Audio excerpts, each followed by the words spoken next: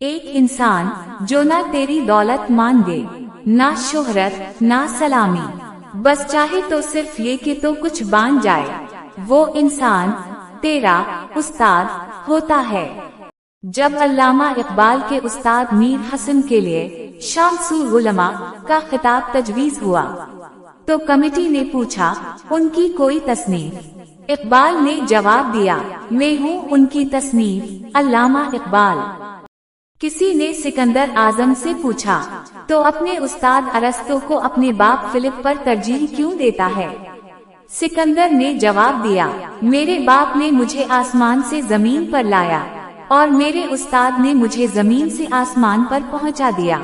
बाप जिस्म की परवरिश करता है, उस्ताद रूह और शूर की। अफसोस, आज वही कौम उस्ताद का मजाक बना रही है जिसे कल उस्ताद ने इल्म का चिराग थमाया था।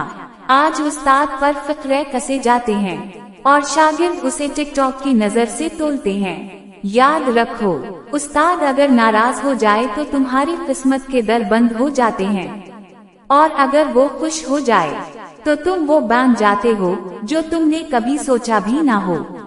आज जाकर अपने उस्ताद को सलाम करो, दुआ लो, और अगर वो जिंदा ना हो तो उनकी कब्र पर जाकर सूरा फातिहा पढ़ो, क्योंकि उस्ताद कभी मर नहीं जाते, वो तुम्हारी हर कामयाबी में जिंदा होते हैं।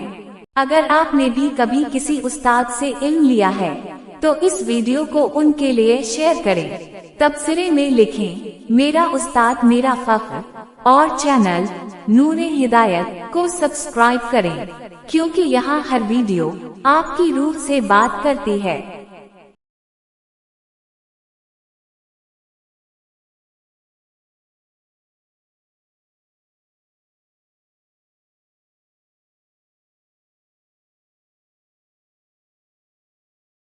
अगर आपने भी कभी किसी उस्ताद से इल्म लिया है तो इस वीडियो को उनके लिए शेयर करें, तबसरे में लिखें, मेरा उस्ताद मेरा फख्र, और चैनल नूरे हिदायत को सब्सक्राइब करें, क्योंकि यहाँ हर वीडियो आपकी रूह से बात करती है।